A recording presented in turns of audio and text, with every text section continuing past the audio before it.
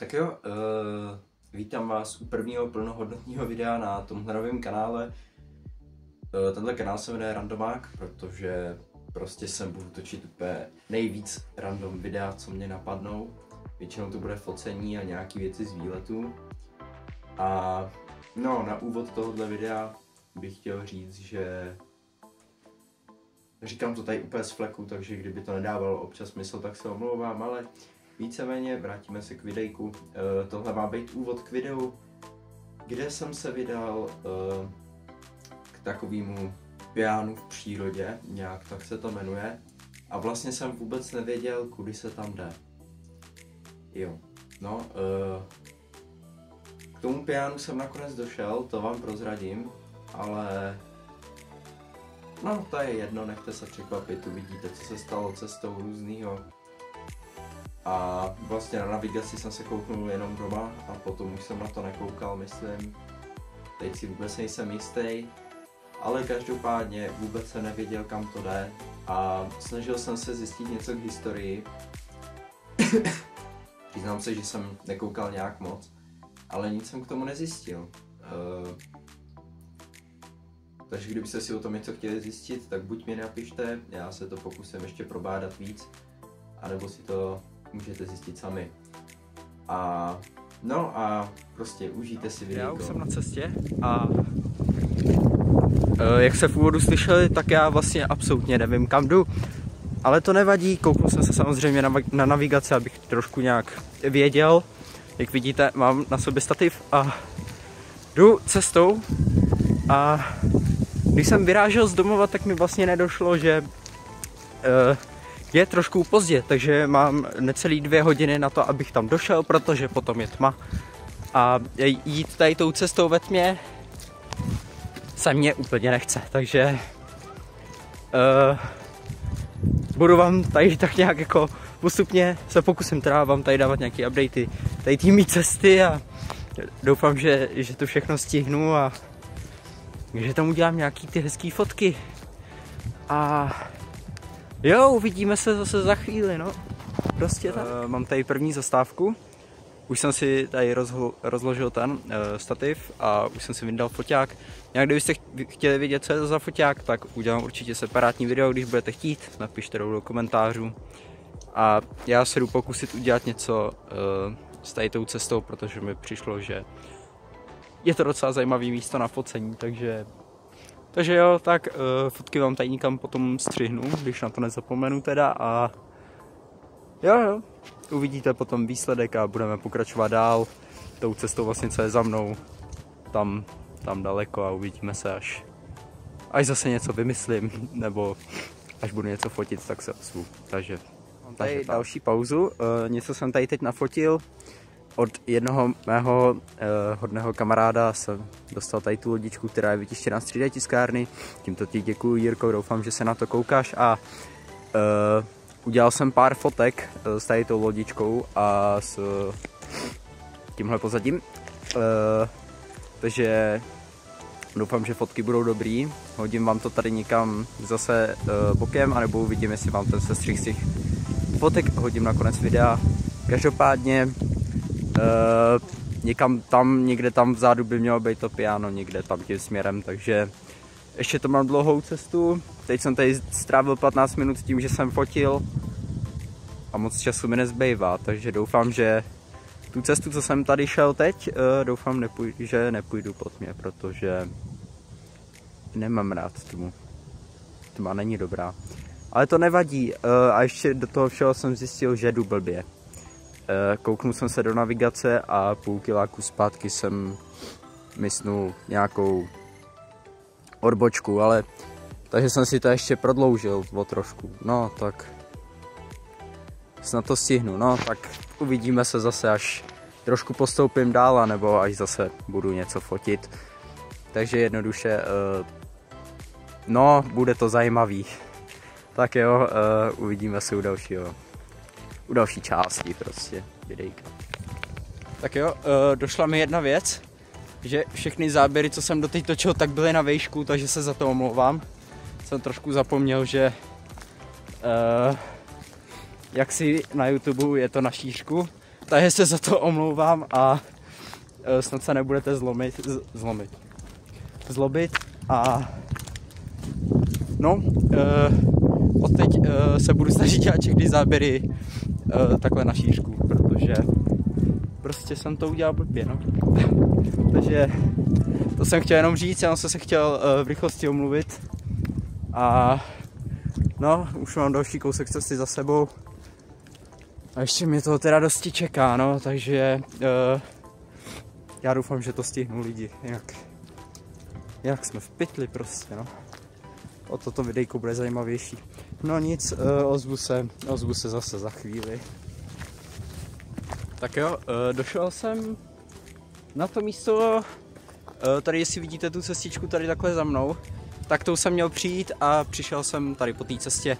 Takže ještě, že jsem nešel tudy, protože bych byl zasraný jako prase.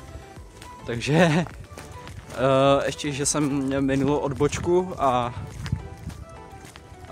jdu dál. Jinak teď to mám furt do kopce.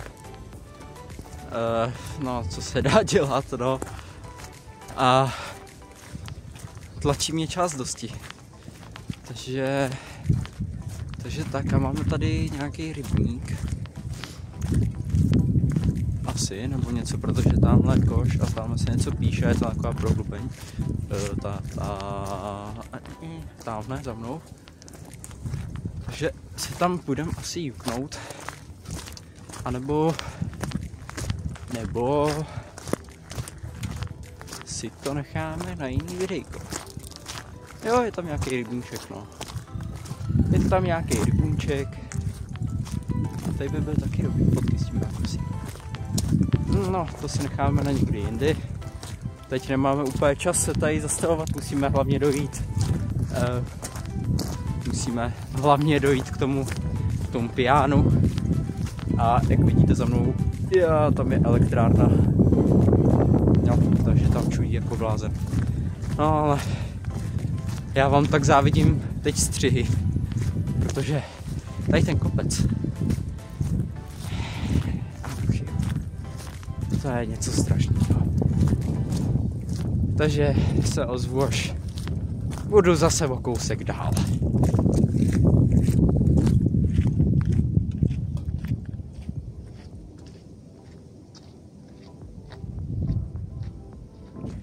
Tak jo, už jsem skoro tam. Jo, ale ještě je to furt daleko. Tak. Mělo by to být. Ty vole, pozadu to nenajdu. Jo, mělo by to být. Jo, nevím, jak to ukázat. Jo, tady u toho stromu. Přesně u toho stromu by to mělo být. A vypadá to, že tam nebudem sami. Takže nevím, jestli úplně budou fotky, ale pokusím se. Když už jsem jdu takovou dálku, tak by to bylo asi fajn. A přednou jdou lidi a koukají na mě nějaká blbečka, co to tady dělám. V klidu, já jsem jenom youtuber, já si tady natáčím videa. Omlouvám se, že tady popotahuju. Mám docela rýmu a zapomněl jsem si sebou vzít kapesníky, takže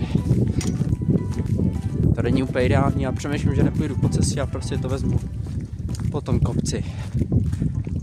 No nic, uvidíme se až na místě. Tak jo, už jsem skoro na místě. Piano mám na dohled a vypadá to takhle, abych řekl své pocity, vypadá to hodně magicky, protože piano prostřed ničeho je prostě dokonalý. Je tady nějaká lavička, se nevím podívat tomu, ale ten výhled, co je za mnou. Oh yeah. Přesně kvůli tomu jsem přišel a doufám, že mě slyšíte, protože fakt nejlepší den jsem si na to nevybral, protože tady průčí jako blázen, takže no, mi to z kameru. No a přicházím k pianu. Tamhle je nějaká kamera, něco, vypadá to jako zítka. Vypadá to hodně zajímavě. A jo, strašně zajímalo, jak se sem to piano dostalo. Tak jo. Máme ho tady. Snovat asi teda nebude. Ale... OK. Jsme tady. Tak kvůli tomuhle jsem šel docela dálku a konečně jsem tady. Doufám, že nebude vadit, že si tady odložím stavy. No, já si dám chvíli pauzu a nafotím nějaký fotky a vydáme se vlastně na cestu zpátky, no. Jinak samozřejmě hory za mnou. Úžasný. Víte, že když já držím tu kameru, tak nic se to tady bude ukázat, protože fakt fouká a doufám, že mě slyšíte. Jo, chtěl jsem vám ukázat ještě trochu. To je tamhle. I tady. No a užijte si tady ten pohled. Já si jdu připravit foťák a vlastně bych to tady ještě mohl otevřít a podívat se.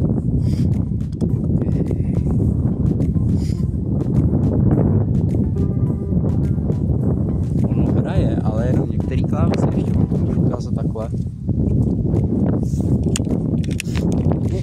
Víte co, já vám to ukážu v jiném záběru, protože tohle jo, tady máte ještě samostatný záběr na toto, já si vezmu ten stativ.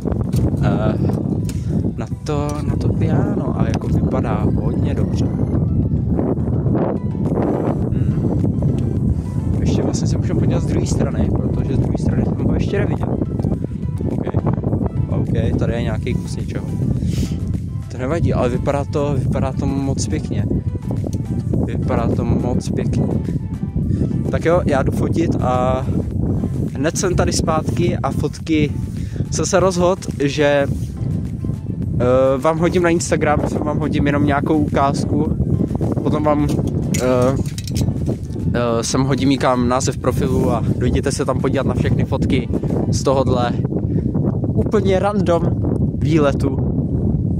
A jo, já jdu fotit, takže tak jo, místo zpátky, teda je to nádherný místo. Pokud byste si sem chtěli někdy zajet, protože silnice tady je, přímo za mnou, tak se to jmenuje, počkej, vy vlastně víte, jak se to jmenuje, a myslím, že jsem to říkal v úvodu, ale kdyby náhodou ne, tak se to jmenuje, jo, tak teď jsem to zapomněl, jo, no to je jedno, řeknu vám to, až si vzpomenu, anebo se koukněte na začátek videjka. Protože já si teď fakt nevzpomenu. Jo, piano v přírodě se to jmenuje. Takže tak a já už se vracím domů. A jak jsem předtím říkal, že... Kurňa. A jak jsem předtím říkal, že nepůjdu po cestě, ale půjdu do toho kopce, tak jsem do něj šel, to bylo v pohodě, ale cesta dolů je teď horší, protože za první prchá,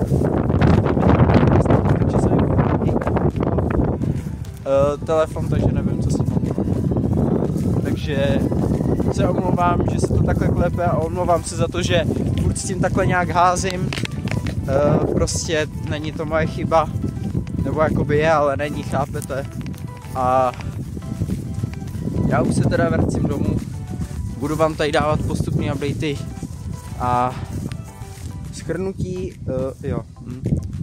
Je tady díra, doufám, že se nerozsekám, dobrý. A shrnutí mých pocitů bude asi na konci videjka, když už budu doma. A já se prostě vracím. To už nebude nějak zajímavý, ale kdybych vám chtěl něco říct, tak se samozřejmě ozvu a tak. A jezdí tady nějaká kára hezká. No a to je zatím všechno.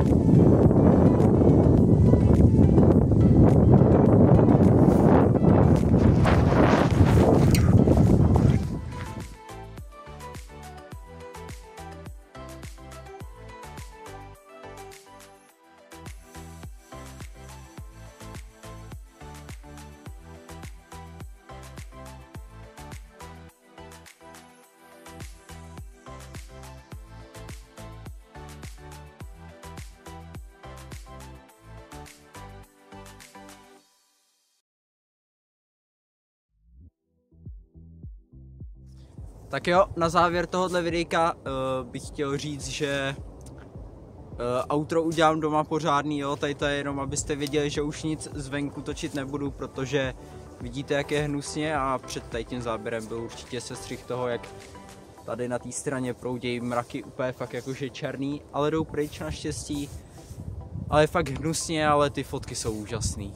A až je upraven, tak budou ještě hezčí a já doufám, že se vám videjko líbilo. Pokud ano, dejte like, odběr, ale to říkat teď nemusím, protože outro pořádný bude až doma, takže tady zvenku se s váma loučím a uvidíme se ve studiu. Lomeno doma. Tak jo, já doufám, že jste si video užili. Za mě to byl jako docela zážitek, fotky tady byly hezký, uvidíme, jestli vám to hodím tady, anebo na Instagram, který v aktuální chvíli ještě neexistuje, ale v tu dobu, co vychází tohle video, už by měl. A no, běžte se tam podívat. A fotek z toho bylo použitelných plus minus 7. Takže nic moc, ale včera jsem tam byl znova a dělal jsem jich trošku víc. Tak možná tam hodím i ty ze včerejška, který jsem nefotil v tomhle videu. Ale jo, uvidíme se u dalšího videa. Já doufám, že se vám video líbilo, pokud ano, dejte like, odběr, popřípadě zvoneček a uvidíme se u dalších mega random videí. Takže zatím čus.